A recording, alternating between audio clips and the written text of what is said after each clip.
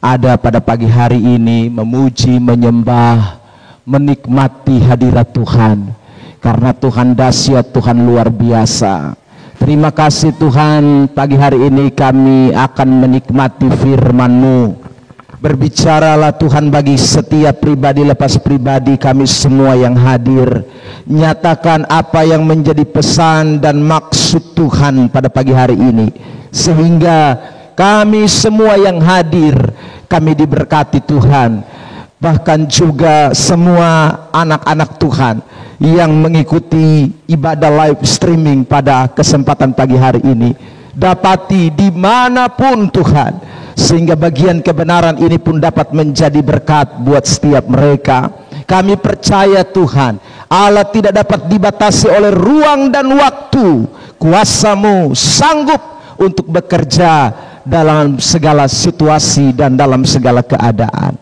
Terima kasih Tuhan, persiapkan hati kami semua, dan biarlah kami boleh diberkati pada pagi hari ini. Di dalam nama Tuhan Yesus Kristus kami serahkan jalannya jam pemberitaan ini. Haleluya. Amin. Baik Bapak Ibu Saudara yang diberkati oleh Tuhan, pada pagi hari ini kita akan melanjutkan tema khotbah kita, My Life, My Prayer is My Life. Ya, itu nanti untuk jam 2:30 di Fatukoa. Bukan itu Kak. Oke. Tema khotbah pada pagi hari ini adalah bagian kedua dari tema umum kita, yaitu My Prayer is My Life, atau doa saya adalah hidup saya. Ini yang kita mau perhatikan kembali pada pagi hari ini. Saudara yang diberkati oleh Tuhan, sebagaimana saya kutip banyak ayat pada pertemuan kita minggu lalu, yang pertama mengenai My Prayer is My Life, atau doa saya adalah hidup saya, itu sekali lagi menunjukkan kepada kita bahwa memang doa itu bukan hanya sekedar ucapan kata-kata. Saya ulangi lagi pernyataan ini. Doa itu bukan hanya sekedar ucapan kata-kata, tetapi doa itu juga harus menjadi hidup kita. Maksudnya adalah apa yang kita katakan di dalam doa kita itu harus dinyatakan, harus terbukti, harus menjadi action hidup kita. Saya baca misalnya di dalam Injil Matius pasal 6 ayat yang ke-5, ayat yang ke-7, Yesus mengecam waktu orang-orang Farisi, orang-orang ahli-ahli Taurat itu mereka berdoa di pinggir-pinggir jalan, di tempat-tempat ibadah, saudaraku. Tapi Yesus kemudian berkata, doa mereka itu doa orang munafik. Doa mereka doa yang tidak berkenan kepada Allah. Dari kata munafik itu membuktikan bahwa kata-kata doa mereka memang bagus, kata-kata doa mereka memang sepertinya tidak ada kurangnya. Tetapi rupanya dari kata munafik itu ada indikasi pengertian bahwa hidup mereka jauh dari kata-kata doa mereka. Bahkan lebih jauh Yesus katakan di dalam Injil Matius pasal 7 ayat 21, 22 dan 23, Yesus katakan, bukan setiap orang yang berseru Tuhan, Tuhan, maksudnya yang berdoa siang malam, yang akan masuk kerajaan Allah, melainkan mereka yang melakukan kehendak Allah. Maksudnya apa? Bukan berarti doa tidak perlu, tetapi rupanya doa harus diselaraskan dengan kehendak Allah. Kehendak Allah tentu ini bicara tentang kegiatan hidup kita, aktivitas hidup kita, perbuatan kita. Makanya sekali lagi, doa saya, doa kita harus juga menjadi hidup kita, kelakuan kita, saudaraku. Itu yang Alkitab inginkan buat kita lakukan. Klik. Dan saya sudah mengatakan kepada kita bahwa beberapa minggu ini kita akan memperhatikan secara khusus Matius 6. Jadi setelah Yesus omong soal jangan munafik, doa jangan munafik, lalu kemudian dia mulai berkata berdoalah demikian. Nah, kata-kata berdoalah demikian itu tidak hanya mengandung arti kata-katanya seperti itu, sehingga kita tahu bersama bahwa hampir semua kita orang Kristen hafal doa Bapa kami dari Injil Matius 6 ayat yang ke-9 itu. Tetapi yang Yesus maksudkan adalah bukan hanya sekedar kata-katanya, tetapi makna di balik kata-kata itu yang kita harus hidupi. Dan kita sudah perhatikan beberapa bagian yang saya tunjukkan pada minggu lalu. Sekarang kita lihat bagian itu. Klik. Ada 3 bagian besar yang kita akan bahas dari Injil Matius 6 ayat 9 sampai ayat 13 itu. Yang pertama, bahwa doa yang kita ucapkan itu harus sesuai dengan juga pernyataan kita kepada Tuhan. Dan kita sudah perhatikan bahwa ucapan doa Bapa kami itu dimulai dengan Bapa kami yang di sorga, dimuliakanlah namamu. Jadi kalau bicara tentang memuliakan Tuhan, itu bukan hanya sekedar bicara tentang kata-kata waktu kita menyanyi, waktu kita memuji, tetapi itu bicara juga tentang gaya hidup kita. Dan minggu lalu kita sudah membahasnya bagian itu. Yang kedua, Bapak Ibu Saudara yang diberkati Tuhan, yang hari ini kita akan bahas adalah doa yang Yesus ajarkan. Itu juga di sana dikatakan bahwa berikanlah pada hari ini makanan kami yang secukupnya. Itu berarti ini bicara tentang berkat Tuhan. Jadi di dalam doa kita seringkali minta berkat Tuhan, tetapi pertanyaannya adalah kita sudah hidup dalam berkat Tuhan atau tidak. Ada banyak orang berdoa minta berkat Tuhan, tapi sebenarnya dia tidak hidup dalam berkat Tuhan. Nah, ini kita akan bahas pada pagi hari ini. Dan minggu depan yang ketiga kita akan bahas tentang hidup dalam pengampunan. Dan yang terakhir nanti hidup dalam kemenangan. Itu akan kita perhatikan pada minggu-minggu yang akan datang. Oke, sekarang kita lihat dulu hidup dalam berkat Tuhan. Mari kita perhatikan ayat yang akan menjadi pokok utama pembahasan kita pada pagi hari ini. Di sana dikatakan Matius 6 ayat yang ke-11. Injil Matius pasal 6 ayat yang ke-11 saya bacakan buat kita. Bapak Ibu Saudara perhatikan di Alkitab Saudara masing-masing. Berikanlah kami pada hari ini makanan kami yang secukupnya. Berikanlah kami pada hari ini makanan kami yang secukupnya. Saudara, jadi sekali lagi ayat ini memberitahu kepada kita bahwa di dalam doa itu ada unsur meminta berkat dari Tuhan. Berikanlah makanan, itu bicara tentang berkat. Dan berkat dalam ayat ini bicara tentang berkat jasmani. Jadi kalau berdoa minta berkat jasmani itu bukan dosa. Jadi saudara yang diberkati oleh Tuhan, kita memang diajarkan oleh firman Tuhan untuk berdoa minta berkat. Berikanlah pada hari ini makanan kami yang secukupnya.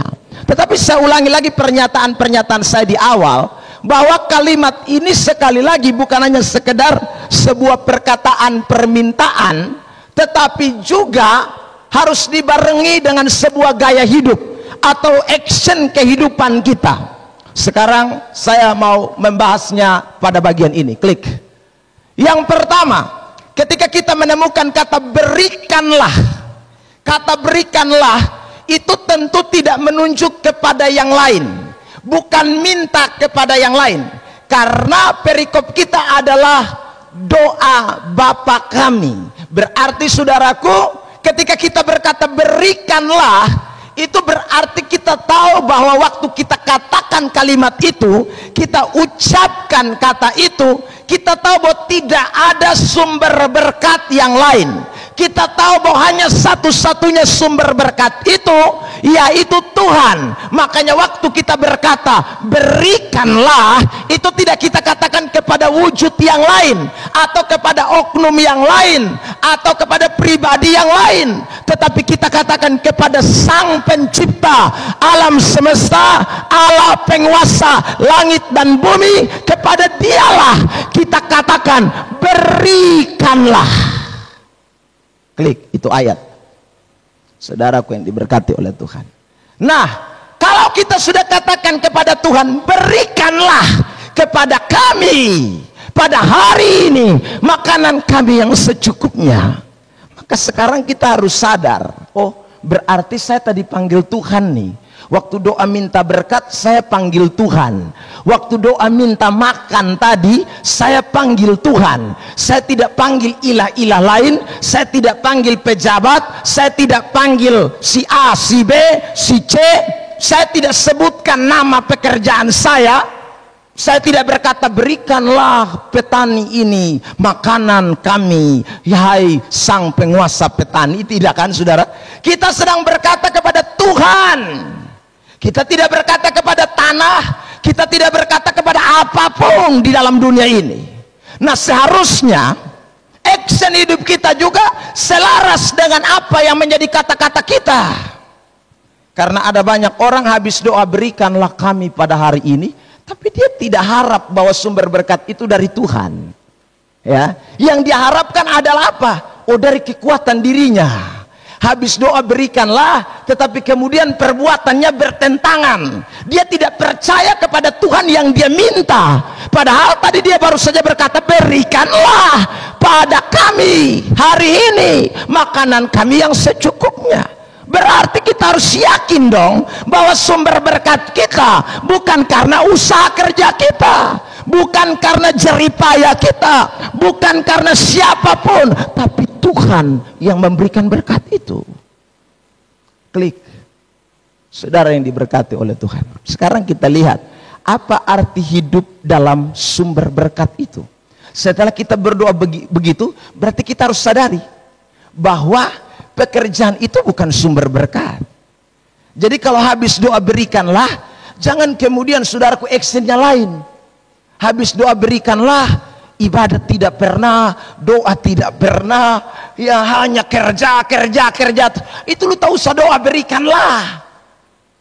Karena waktu lu doa berikanlah, yakin dong bahwa sumber berkat bukan karena kerjaku, bukan karena usahaku, bukan karena apa yang aku buat, tetapi karena Tuhan. Makanya waktu kita berdoa berikanlah. Tapi saya ulang lagi, ada banyak orang Kristen yang hanya sekedar ucapkan kata berikanlah, tapi dalam gaya hidupnya dia lupa Tuhan sebagai sumber berkat. Justru yang menjadi sandarannya, yang menjadi segala sesuatu yang utama bagi dia adalah pekerjaannya. Makanya tadi saya bilang, gereja jusondelai hanya puku paka cari doisa. Saudara yang diberkati, hanya ini pakai bahasa Kupang, nanti yang live son mengerti. Puku paka itu artinya, saudaraku yang diberkati, apa ya? Pokoknya capek-capek hanya untuk uang saja, hanya untuk pekerjaan. Dia lupa hari ibadat, hari doa, jam saudaraku baca Alkitab, itu dia susah sadari lah. Tapi kalau pas berdoa, berikanlah pada hari ini. Itu kita salah. Jadi makanya saya ulangi lagi, Yesus omong jelas, jangan doa ke orang munafik.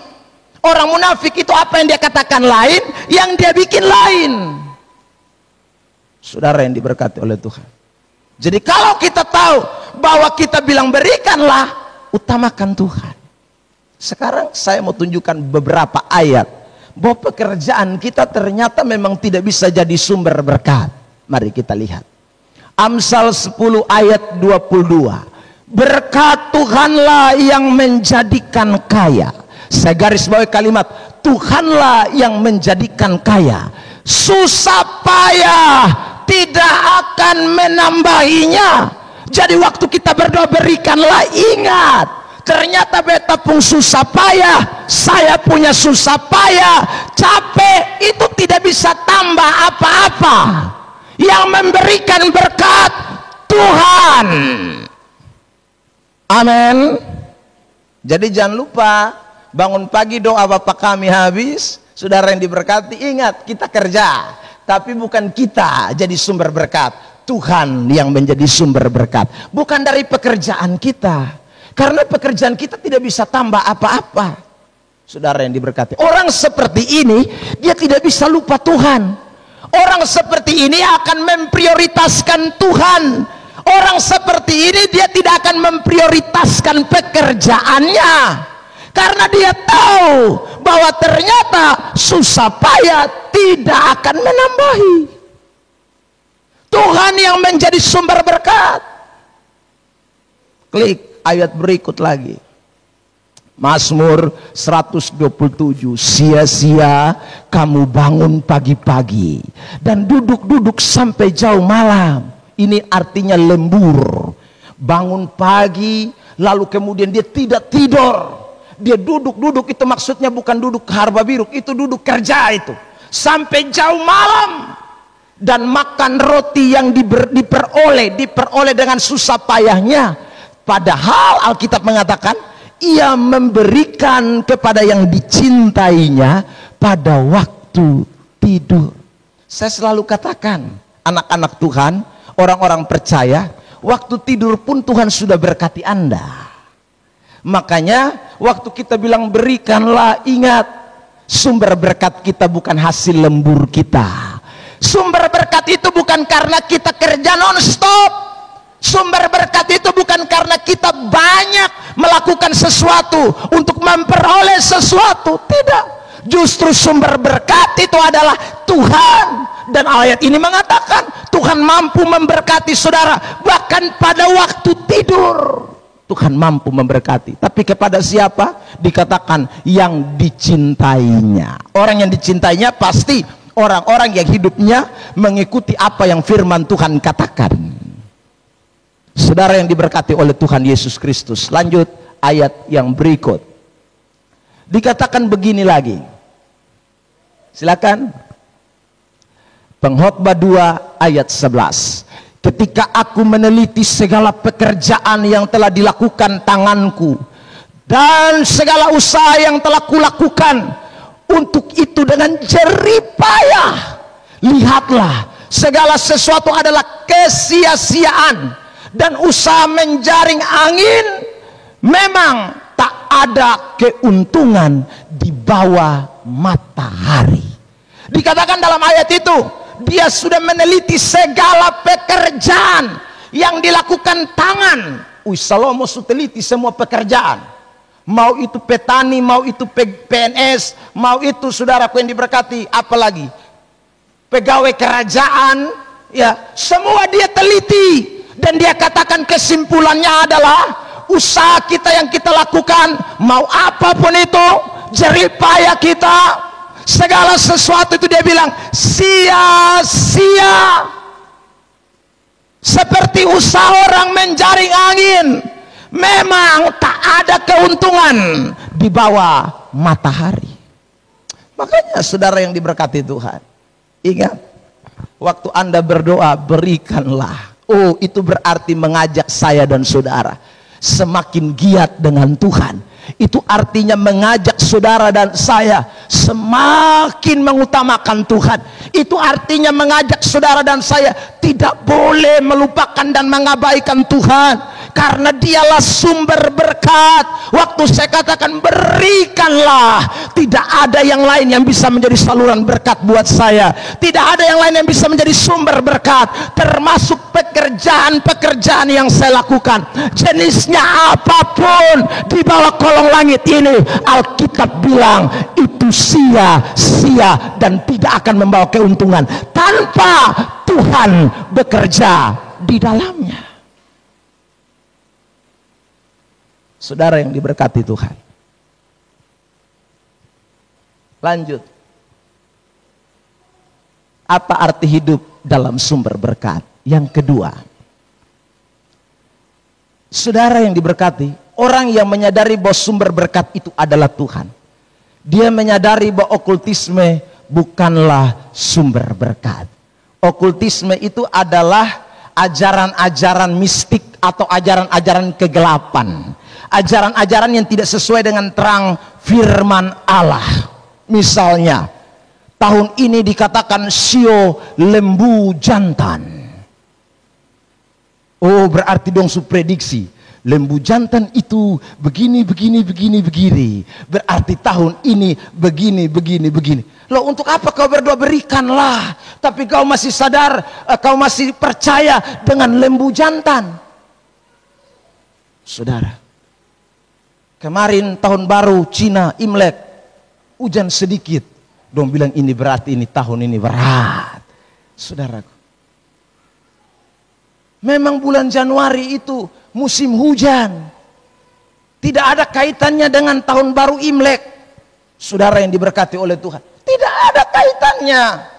Tapi orang-orang yang sekali lagi tidak sadar bahwa Tuhan sumber berkat, dia masih percaya dengan hal-hal mistik, okultisme, hal-hal kegelapan, itu menjadi sumber berkat.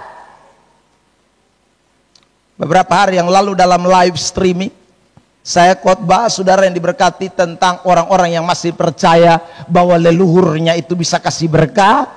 Ada orang-orang yang mempercayai, saudaraku yang diberkati, apa pohon-pohon, gunung, batu bisa kasih berkat. Kalau di Jawa sana orang biasa pergi ke Gunung Kawi katanya.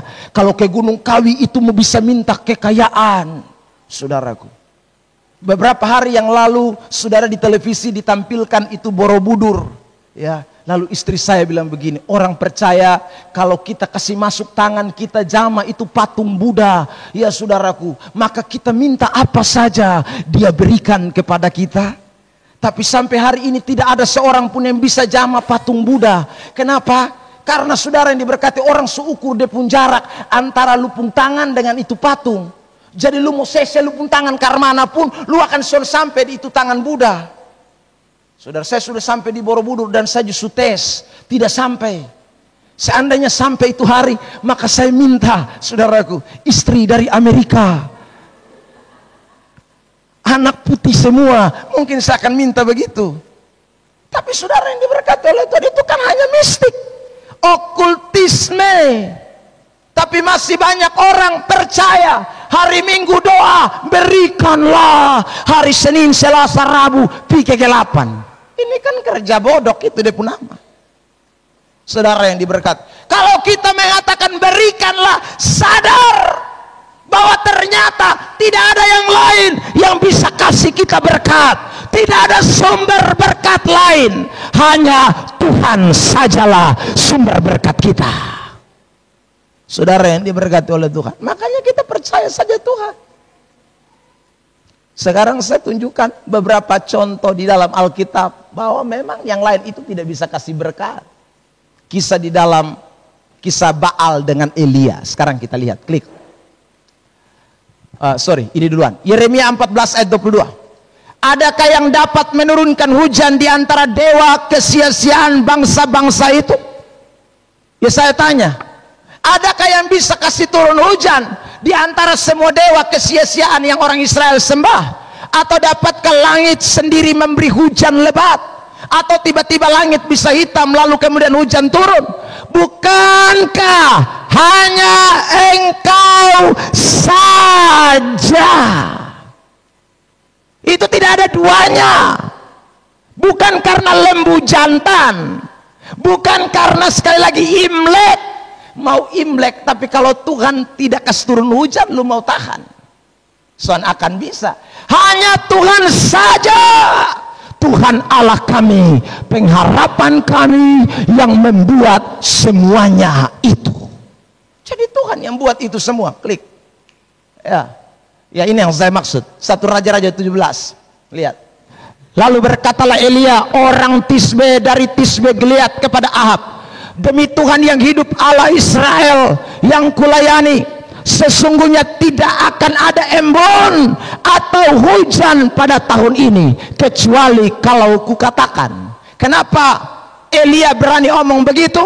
Bukan karena dia yang omong begitu, dia cuma meneruskan kata-kata Tuhan. Karena Tuhan somong, kalau Tuhan tidak turunkan hujan, siapapun tidak bisa minta.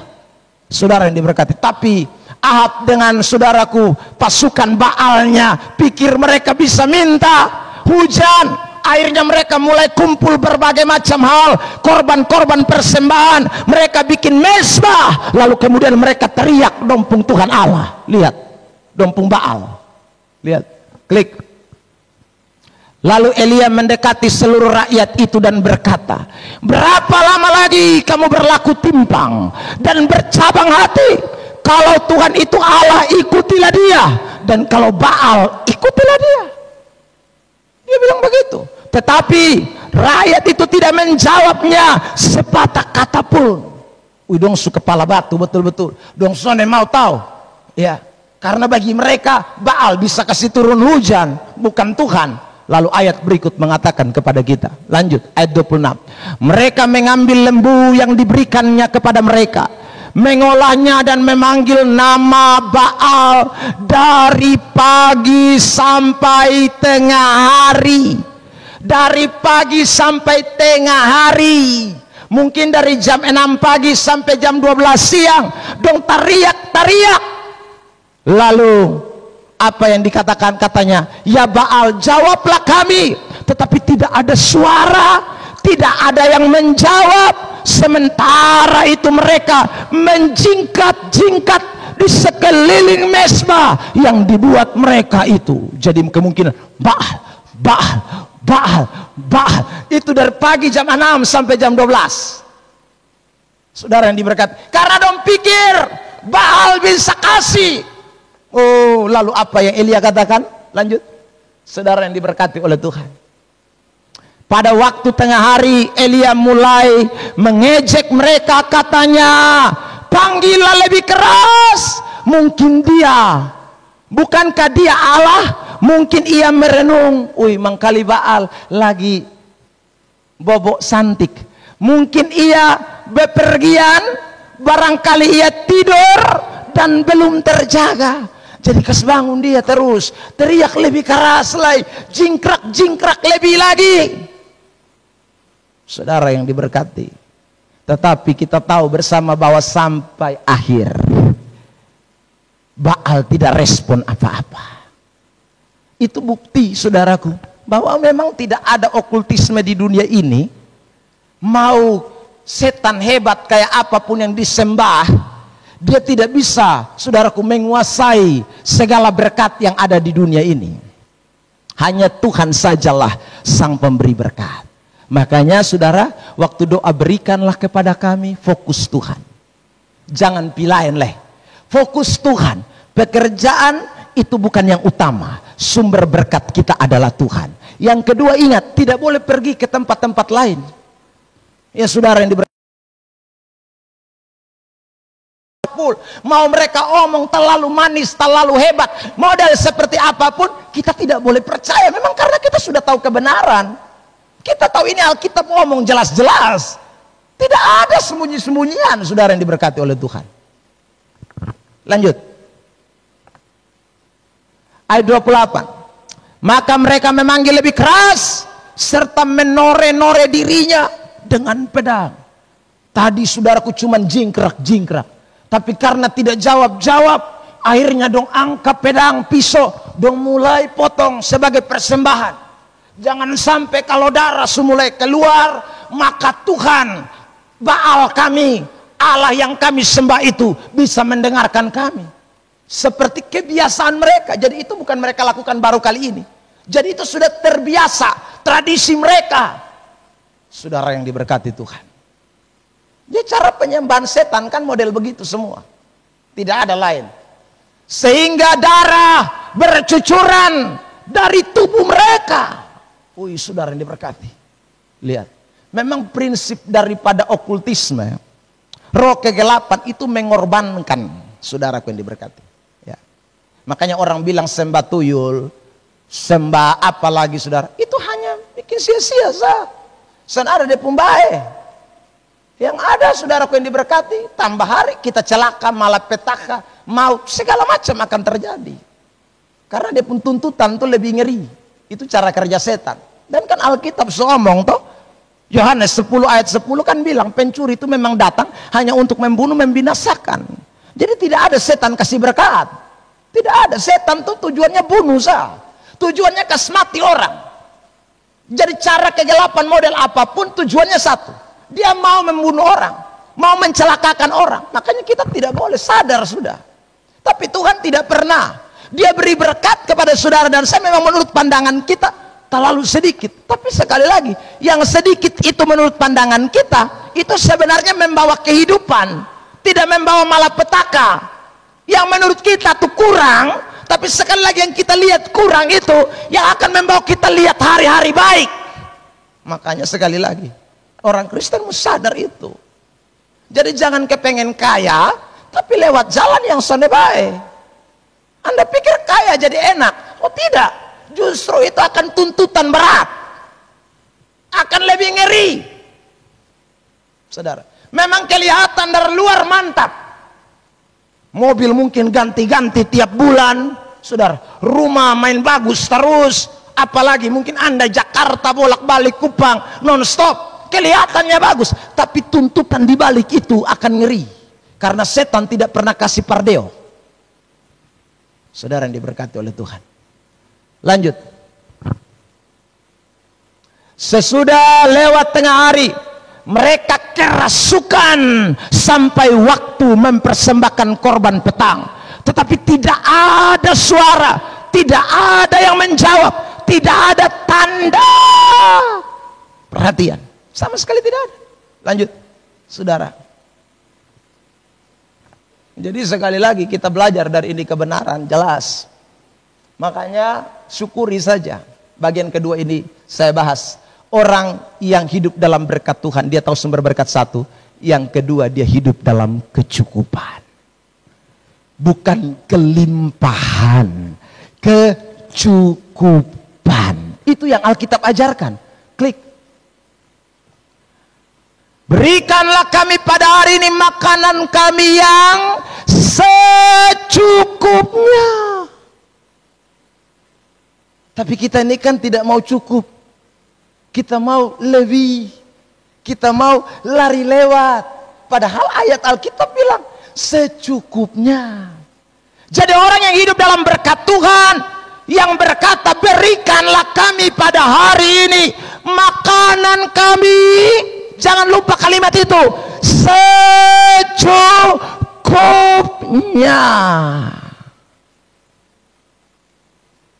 Saudara yang diberkati oleh Tuhan, kami di rumah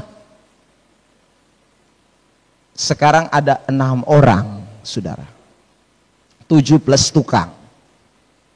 Saudara yang diberkati oleh Tuhan, satu hari kadang-kadang orang Kupang kan takar pakai mok, saudara. Saya tahu karena biasa kalau istri saya suruh Richard masak, biasa omong keras-keras toh, saudara. Jadi saya hitung-hitung tuh satu hari bisa 8 mok, 9 mok, saudara yang diberkati oleh Tuhan. Cukupnya. Saudara yang diberkati oleh Tuhan, makan habis, masak lagi besok, secukupnya. Saudara, jadi makan itu sekali lagi berkat Tuhan itu kita jangan limpah, jangan lalu kemudian buang-buang, secukupnya. Itu Alkitab ajarkan kepada kita, ya. Karena itu saudara, orang yang hidup di dalam berkat Tuhan, dia tahu arti cukup. Lihat Paulus bilang begini, klik. Asal ada makanan dan pakaian, cukuplah. Asal ada makanan dan pakaian, cukuplah. Jadi orang Kristen mesti belajar, kalau tahu hidup di dalam berkat Tuhan, ingat konteks hidup dalam berkat Tuhan itu bukan wah. Konteks hidup dalam berkat Tuhan itu bukan tapoa. Konteks hidup dalam berkat Tuhan itu cukup. Kata cukup itu tidak kurang, tidak lewat. Saudara yang diberkati oleh Tuhan, cukuplah. Itu Paulus omong, itu Yesus omong, sama toh. Paulus omong karena Yesus omong, karena Paulus omong juga begitu. Jadi waktu kita berdoa sekali lagi, jangan lupa kalimat-kalimat ini, ya. Dan saya mau kasih contoh di dalam Alkitab, bagaimana Tuhan memberkati dengan cukup. Klik. Apa arti hidup dalam berkat yang cukup? Yang pertama, sesuai dengan keperluan kita, bukan kebutuhan kita. Saudara makan, tubuh kita ini memerlukan.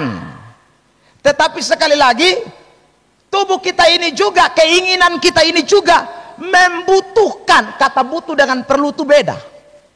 Saudara, keinginan itu lebih pada kebutuhan. Tetapi sekali lagi, keperluan itu kepada sesuatu yang sudah sifatnya tetap. Makan gula perlu, saudara yang diberkati. Tapi karena kita pun keinginan, makan gula lewat batas. Saudaraku, makan daging perlu. Tetapi karena kita pun keinginan, kita makan lewat batas. Saudara yang diberkati oleh Tuhan. Makanya orang kalau sudah tambah tua, tambah kaya. Saudara, tambah kaya. Giginya gigi emas. Orang kalau tambah tua itu tambah kaya. Ya saudara, dia pun cincin, saudaraku, dia son pakai di tangan, di jantung. Bayangkan, cincin taruh di jantung.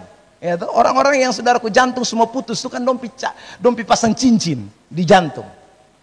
Saudara. Jadi dong kaya memang, gigi emas, ya saudara. Dompung gula bukan hanya di toples, di darah juga ada gula. Gula darah. Jadi saudara, itu kenapa? Karena waktu masih muda, dia tidak hanya memberikan yang perlu, tapi yang susun perlu juga dia tambah terus. Akhirnya, karena saudaraku tubuh itu hanya perlu separuh, yang lain dia mau taruh di mana? Dia tabung kaslu. Itu dia tabung penyakit, dia pun nama. Saudara, karena memang kita lewat yang diperlukan. Makanya Alkitab sekali lagi omong itu memang betul-betul luar biasa. Saudara yang diberkati. Jadi kita harus ingat bahwa hidup dalam berkat Tuhan itu hidup dalam keperluan. Yang perlu saja. Saudara. Yang kita perlu. Makanya saya selalu katakan, saudara yang diberkati. Ingatlah, ada banyak orang yang sudah lewat batas. Jangan. Kita harus jadi orang Kristen yang sadar bahwa saya hidup ini dalam berkat Tuhan. Kalau hidup dalam berkat Tuhan, hidup dalam yang namanya keperluan. Bukan di dalam kebutuhan. Kebutuhan terlalu banyak. Saudara. Tapi apakah itu perlu? Belum tentu perlu. Saudaraku. Makanya kita harus belajar dari contoh-contoh di dalam Alkitab. Mari klik. Keluaran 16 ayat 4. Lalu berfirmanlah Tuhan pada Musa, sesungguhnya aku akan menurunkan dari langit hujan roti bagimu. Maka bangsa itu akan keluar dan memungut tiap-tiap hari sebanyak yang perlu. Sebanyak yang perlu untuk sehari. Berikanlah kepada kami makanan kami yang secukupnya pada hari ini, bukan pada minggu ini. Bukan, saudaraku. Itu bicara tentang cukup. Tiap-tiap hari sebanyak yang perlu untuk sehari, supaya mereka kucoba apakah mereka hidup menurut hukum itu atau tidak. Jadi apakah Tuhan tidak bisa kasih langsung 2 kali? Bisa, buktinya di hari Sabat. Saudaraku, hari Jumat sebelum Sabat. Ya. Itu mereka pungut 2 kali. Kenapa? Karena Sabat tidak boleh kerja. Makanya kalau orang Kristen bilang hari Minggu Jumat tong pokok paka. Hai saudaraku, di hari Sabtu tuh Tuhan suka kasih berkat double 2. Ingat Sabtu tuh Tuhan suka kasih berkat double 2. Karena Tuhan tahu hari Minggu lu mesti istirahat. Jadi potong jangan sok-sok pintar dari Tuhan Allah. Tuhan somong, dia coba kita. Kenapa dia kasih itu satu. Dia coba kita supaya kita taat kepada hukum Tuhan atau tidak. Saudara yang diberkati. Sebab kalau berani simpan, ada yang mau pungut lebe, saudaraku yang diberkati, maka basi buang. Basi. Itu Alkitab somong. Makanya Tuhan tuh kasih berkat itu pas. Waktu Tuhan bikin mujizat 5 roti dan 2 ikan. Saudaraku. Kasih makan 5.000 orang sampai kenyang. Sisa 12 bakul. Saudaraku yang diberkati oleh Tuhan. 12 itu ada 12 murid. Saudara. Jadi tidak itu pas. Cukup. Tuhan itu bikin mujizat, saudara yang diberkati. Sekali lagi dia tahu apa yang menjadi keperluan kita. Lanjut. Ayat 21. Setiap pagi mereka memengutnya, tiap-tiap orang menurut keperluannya. Saya garis bawah kalimat itu, keperluannya. Tetapi ketika matahari panas, cairlah itu. Jadi pagi-pagi ame, matahari terbit, su cair noe buang. Itu roti mana tuh? Saudara yang diberkati oleh Tuhan. Karena itu ingatlah baik-baik. Hidup dalam berkat Tuhan itu hidup dalam kecukupan. Hidup dalam berkat Tuhan itu adalah hidup di dalam kecukupan. Harus kita pahami. Sebab kalau kita tidak tahu itu, maka sekali lagi kita akan jadi orang Kristen yang salah arah. Kenapa ada orang Kristen main judi? Karena rasa tidak cukup. Kenapa ada orang Kristen korupsi? Karena rasa tidak cukup. Kenapa ada orang Kristen, saudaraku, tadi saya katakan berani tidak beribadah, tinggalkan hal yang penting, karena rasa tidak cukup. Coba tanya, kenapa kau tidak ibadat? Kok kau jual juga? Ini hari Minggu. Ya sudah, hais Bapak, beras di rumah. Hais Bapak, uang kolekte. Saudara yang diberkati oleh Tuhan. Sudahlah, ya. Jangan saudaraku. Kita harus tahu Tuhan itu memberkati kita cukup. Sesuai dengan keperluan kita. Bukankah Alkitab bilang dia tidak akan biarkan anak-anak cucunya, orang-orang benar, minta roti. Dia tahu memberkati kita. Saudara yang diberkati oleh Tuhan. Klik. Apa arti hidup dalam berkat yang cukup? Yang kedua, tidak salah mempergunakan berkat Tuhan. Itu arti hidup dalam kecukupan. Saudara, ini juga tidak berarti bahwa sekikir, tidak, saudara. Tetapi tidak boleh salah mempergunakan berkat Tuhan. Kenapa orang seringkali rasa tidak cukup? Tuhan sudah berkati, tapi dia salah pergunakan berkat. Iya, dia salah pergunakan berkat. Akhirnya rasa tidak cukup. Padahal Tuhan kasih cukup. Tapi karena dia boros. Ada nasi, tempe, tahu, telur. Dia minta tambah lagi ikan. Ada ikan dia minta tambah lagi daging. Itu namanya lar lewat. Saudara, ini bukan kikir. Tetapi sekali lagi, kita harus tahu loh, tubuh kita ini butuh apa saja kan? Loh, telur itu kan sudah perwakilan dari ikan, dari daging. Itu perwakilan. Jadi saudara yang diberkati, kita tidak boleh tambah. Akhirnya sudah lar lewat. Itu namanya yang namanya pemborosan. Tuhan kasih kita berkat, sebenarnya besok baru boleh makan daging. Hari ini kita sufaik semua. Kita taruh di atas meja baru kita bilang 4 sehat, 5 sempurna. Has itu baru lu pundara naik. Saudara yang diberkati oleh Tuhan. Ini kan potong yang foe. Besok potong makan tinggal dengan kangkong. Has potong marah-marah dengan Tuhan Allah. Padahal potong salah. Kan Tuhan suka kasih berkat itu untuk lu manage. Saudara yang diberkati oleh Tuhan. Jadi kita jangan jadi Kristen yang salah pergunakan berkat. Gunakan berkat itu sebaik mungkin. Apalagi kalau gunakan untuk sesuatu yang tidak menyenangkan Tuhan. Klik. Saya contohkan beberapa ayat. Orang yang suka bersenang-senang akan berkekurangan. Orang yang gemar kepada minyak dan anggur tidak akan menjadi kaya. Minyak dan anggur itu adalah perwakilan dari barang-barang mewah pada masa itu kontekstualnya. Jadi orang kalau bisa minyak dan anggur dia dapat, dia punya, itu bicara tentang barang-barang mewah. Ya. Saudara yang diberkati, kenapa dia tidak kaya-kaya? Sama-sama PNS, saudaraku. Sama-sama pedagang asongan. Tapi kok pedagang asongan yang sana lebih baik dibandingkan pedagang asongan yang sini? Oh ternyata kita cek di dia pun kehidupan. Oh pedagang asongan yang di sana Dia tidak gemar kepada minyak dan anggur. Kalau ada HP Nokia, cukup, saudara. Tapi pedagang asongan yang di sini, Nokia ada, Xiaomi ada, saudaraku, apalagi Oppo ada, iPhone ada, semua dia ada habis. Makanya dia hanya punya itu saja, saudaraku yang diberkati. Sementara yang di sini hanya karena punya Nokia saja, saudaraku. Maka dia sudah bangun rumah lebih baik. Dia sudah plester habis. Dia sudah lantai licin. Motor dia sudah punya. Sementara di sini hanya koleksi handphone terus.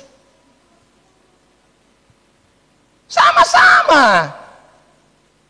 Sama-sama petani. Sawahnya sama-sama 1 hektar.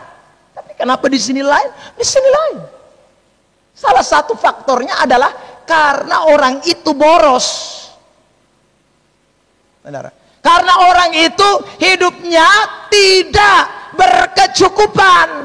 Maunya wah, senang-senang. Itu akan kurang terus. Saudara yang diberkati oleh Tuhan. Dia mau ini hari makan di nelayan, besok makan di warung. Warung itu restoran waroeng. Itu botol makan satu kali itu 300. 4 orang sah. Nah bayangkan kalau 300 tuh lu beli ikan dengan ayam, makan 1 bulan. Saudara. Tapi karena kita mau bersenang-senang, padahal kapasitas kita belum sampai di situ. Kita pi makan kas habis 300.000, saudara yang diberkati. Habis itu minggu depan kita di Tagaram. Siapa salah? Baru kita bilang, Tuhan, Engkau begitu jahat kepadaku. Anda keliru. Itu kalau Tuhan bisa jawab, Tuhan bilang, kenapa kau nelayan buta huruf?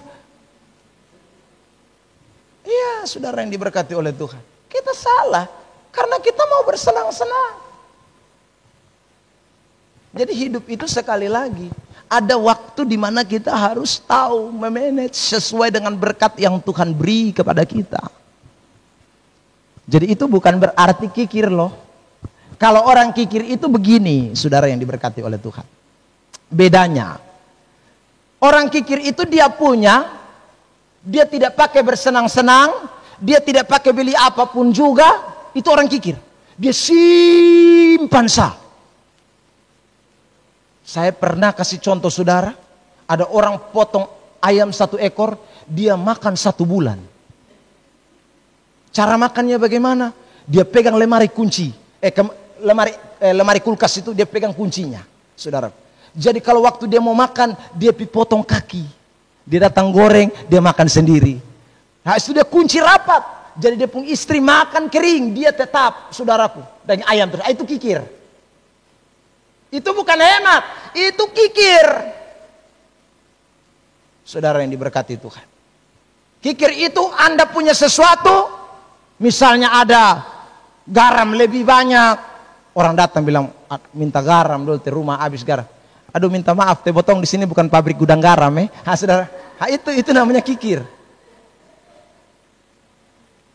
Itu namanya kikir. Jadi punya tapi tidak mau berbagi, itu kikir. Dan Alkitab mengecam itu. Jadi saudara yang diberkati, hidup hemat itu perlu. Ya, jadi ingatlah baik-baik. Kalau tidak kita tidak akan lihat. Nah, kunci untuk hidup hemat harus tahu. Saya hidup ini berkecukupan. Yesus ajar, berikanlah pada hari ini makanan secukupnya. Klik yang berikut. Amsal 21 ayat 20. Harta yang indah dan minyak ada di kediaman orang bijak, tetapi orang bebal memboroskannya. Ya, orang bebal itu memboroskan harta, memboroskan uang, memboroskan segala sesuatu. Klik. Lukas 15 contoh, ini anak yang hilang. Kita tahu. Apakah ada bapak yang jahat? Tidak. Bapak baik. Bapak kasih bagian sama rata. Anak sulung, anak bungsu. Tapi anak bungsu boros. Dia pergi foya-foya, hidup senang-senang, habiskan harta. Habis, selesai. Saudaraku yang diberkati. Lanjut. Ia pun mulai melarat. Akhirnya melarat. Jadi itu bukan salah Tuhan. Saudara yang diberkati oleh Tuhan. Karena itu ingat, hiduplah dalam kecukupan. 3 mungkin. Klik. Yang ketiga, bagaimana hidup dalam berkat Tuhan? Ketiga, hidup mengutamakan berkat yang pokok.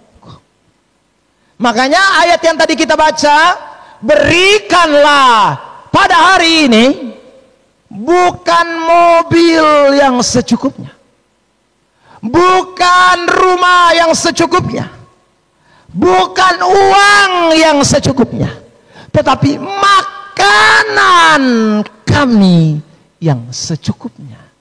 Orang yang hidup dalam berkat Tuhan mesti tahu mana pokok, mana sekunder, primer, sekunder, apa lagi? Barang mewah itu apa? Saya tidak tahu, saya lupa pelajaran. Ya, saudara yang diberkati. Jadi ada kebutuhan-kebutuhan yang Tuhan ajarkan kepada kita. Hidup dalam berkat Tuhan itu adalah hidup yang penting ada makan dulu. Yang lain itu urusan belakang. Yang penting makan dulu. Makanan kami dulu. Makanya doa Yesus jelas. Tidak ada omong soal harta. Ya. Bahkan bukan hanya satu ayat, banyak ayat. Saya tunjukkan yang lain. Klik. Saudara yang diberkati. Tetapi carilah dahulu kerajaan Allah dan kebenarannya. Maka semuanya itu. Bukan hanya semuanya. Kalau semuanya kita bisa tafsir bebas. Semuanya itu uang, harta, benda. Tapi ada kata itu berarti menunjuk kepada sesuatu. Itu yang mana? Kita mundur ayat sebelumnya apa yang Yesus omong. Klik, saudaraku. Saya tidak kutip. Kembali? Belum. Kembali. Oh, ini ayat 31. Sebab itu janganlah kamu khawatir dan berkata, apakah yang akan kami makan? Kami minum? Kami pakai. Itu 3. Itu yang 3 itu. Makan, minum, pakai. Semuanya itu makan, minum, pakai. Ya. Jadi kalau Tuhan bilang, carilah dahulu kerajaan Allah dan kebenarannya, semuanya itu tuh apa? Makanan, minuman, pakaian. Yang lain jangan dulu, saudara yang diberkati. Tuhan bicara yang pokok dulu. Makanya kita tidak lihat ada ayat di dalam bagian ini yang mengatakan, saudaraku, sekali lagi, rumah, mobil, motor, tidak, saudara. Jadi kalau Tuhan sampai kasih mobil, sampai kasih motor, sampai kasih rumah, itu berarti sudah lewat dari kebutuhan pokok. Sementara kebutuhan pokok sudah tercukupi dulu. Emas. Jadi kalau ada orang bilang, Bapak, kami di rumah makan susah. Tetapi dia pun emas 5 kilo. Ada gantung di leher. Maka saya pakai ini ayat. Jual lupung emas, beli makan dan minum. Karena Tuhan tidak bilang, berikanlah kepadaku emas 5 kilo. Tidak ada. Tidak ada ayat. Makanan, minuman, pakaian. Saudara yang diberkati, itu utama itu. Jadi kita jangan balik lupa-lupa kebenaran. Saudara, ini Alkitab menjelaskan kepada kita. Ya. Jadi ini kebutuhan paling pokok yang Tuhan ajarkan. Jadi hidup dalam berkat Tuhan itu hidup dalam kebutuhan-kebutuhan pokok diutamakan. Kebutuhan-kebutuhan pokok itu dicukupi dulu. Next ayat. Lihatlah yang kuanggap baik dan tepat. Pengkhotbah 5 ayat 17. Ialah kalau orang makan minum. Jadi kita bilang makan minum itu penting. Di bagian terakhir di sana dikatakan sebab itulah bahagiannya. Makan minum waktu hidup di bawah kolong langit ini. Ingat, makan minum itu paling penting. Jangan yang lain dulu. Makan minum. Karena memang Tuhan mau kita hidup ini makan dan minum juga. Penting. Saudara. Ya. Jadi jangan pikir yang lain. Yang penting makan minum. Kalau Tuhan tambahkan yang lain, syukur, terima kasih. Tetapi ingat, makan minum paling penting. Kalau sampai makan minum tidak bisa ada yang lain, jual buang. Makan minum lebih penting. Saudara yang diberkati. Karena itu berkat yang Tuhan beri, hanya kita salah pakai, salah gunakan. Klik. Ayat 11, enak tidurnya orang yang bekerja, baik ia makan sedikit maupun makan banyak. Ya, orang yang kerja itu untuk makan, mau sedikit mau banyak, yang penting dia makan. Tetapi dikatakan kekenyangan orang kaya sekali-kali tidak membiarkan dia tidur. Saudara yang diberkati, Anda tidak makan hari ini, tetapi Anda punya emas, rumah tingkat, tapi Anda tidak makan. Coba bayangkan Anda tidur nyenyak, Anda akan bolak-balik non-stop. Saudara yang diberkati, karena persoalan di sini mengamuk. Jadi kerja itu untuk makan minum dulu. Buat apa punya harta berlimpah tapi tidur tidak nyenyak? Saudara yang diberkati Tuhan. Ya, karena kita lupa yang prioritas, yang pokok mana. Jadi jangan lupa. Kemarin kami mau bunuh ayam di pastori, saudara. Dong, saya pun kakak dengan istri saya lihat, ini ayam merah mengantuk. Jadi dong bilang, Bapak kita bunuh sudah, kok mengantuk. Saya bilang, oh bunuh sudah. Tahu-tahu, saudaraku, dong kasih makan jagung, ini ayam segar kembali. Lalu bilang, Bapak, dia sehat, dia tak usah bunuh lah ya. Saya bilang, ay bosong, ini tadi bilang mau bunuh, sekarang ayam sehat, tidak jadi bunuh. Tahu-tahu tadi pagi dong bilang, Bapak itu ayam kayaknya susun ada lah.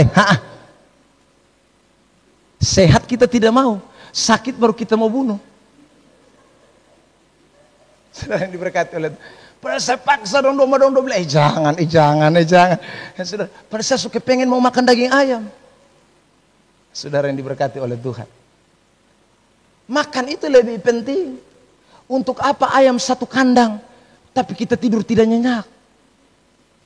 Karena persoalan kita makan tadi hanya deta garam, kerja bangunan. Anda saudara bayangkan itu. Aduh, itu berat itu. Saudara, karena itu ingatlah baik-baik. Tuhan kasih berkat itu, makan minum lebih penting. Makan minum itu yang Tuhan inginkan. Lanjut, saudara.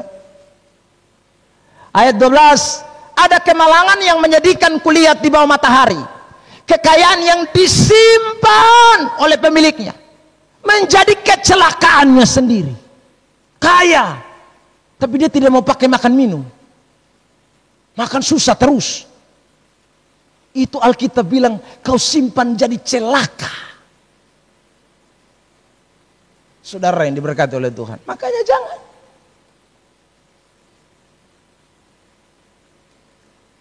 Saya pesan, saya selalu omong kan, ada berapa banyak orang waktu hidup sengsara minta ampun, padahal dia pun tabungan itu bukan main. Bukopin ada, BNI, BCA, Mandiri, koperasi mana yang dia tidak ada, semua koperasi dia ada habis. Tapi makan pun susah lah. Itu semua jadi kecelakaan nanti. Saudara ini berkata, jangan. Ingatlah baik-baik. Lanjut. Terakhir kesimpulan buat kita. Jadi, mari kita ingat baik-baik. Doa bukan hanya sekedar kata-kata meminta berkat.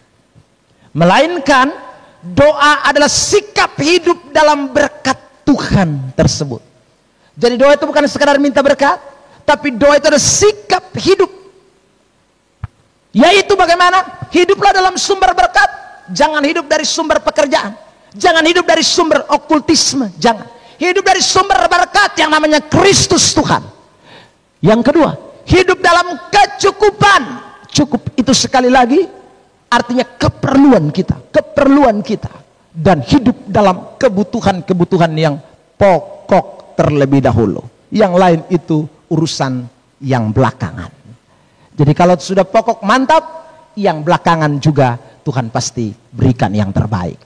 Jadi saudara yang diberkati, kiranya ini kebenaran menjadi berkat buat kita sekalian, sehingga hari lepas hari jadilah orang-orang Kristen yang terus memahami akan kebenaran firman Tuhan ini. Tuhan Yesus memberkati kita. Mari kita mau syukuri firman Tuhan. Kau Tuhan jadi andalanku deh.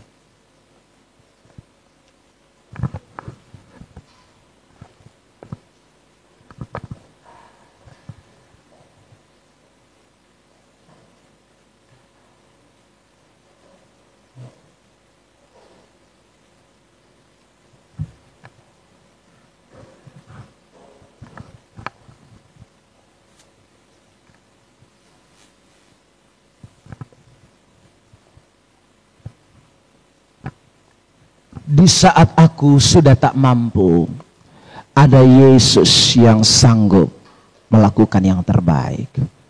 Ada mujizat dalam hidup kita. Aku percaya Tuhan.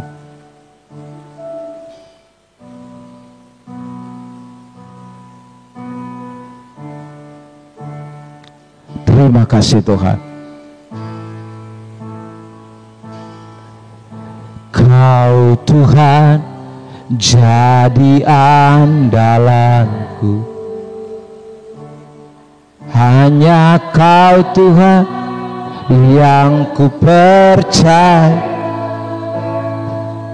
Di saat aku sudah tak mampu, hanya Yesus sanggup melakukan. Kau Tuhan jadi andalanku. Kau Tuhan jadi andalan. Hanya Kau Tuhan.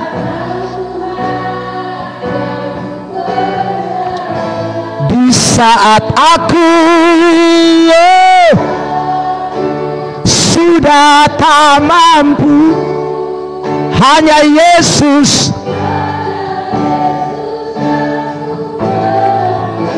Katakan, aku percaya ada mujizat. Aku percaya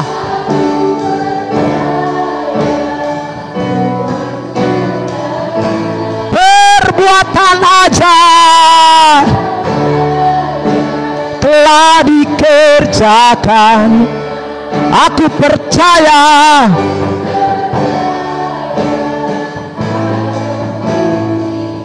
Mari kita semua bangkit berdiri di hadirat Tuhan. Kau Tuhan jadi andalanku. Amin.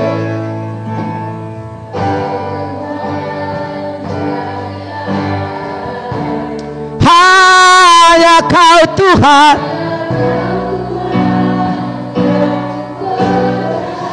Di saat aku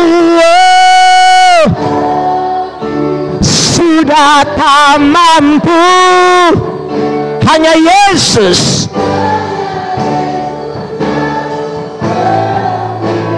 Aku percaya ada mujizat.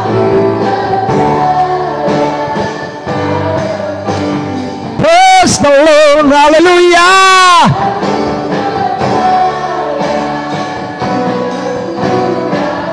Perbuatan ajaib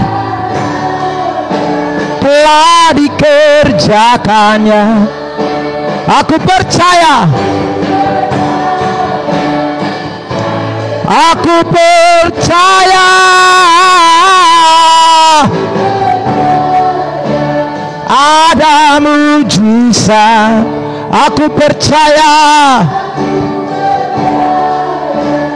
Tuhanku dahsyat perbuatan.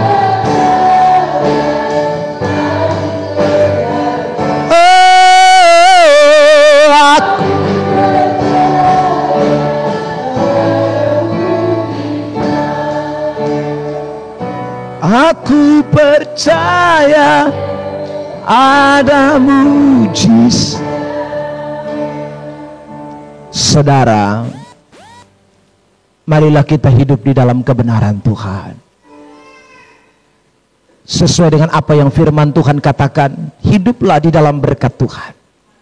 Karena Tuhan tidak pernah menjanjikan bahwa saudara tidak akan mengalami keadaan yang tidak menyenangkan. Ada masalah, ada kesulitan, ada kekurangan.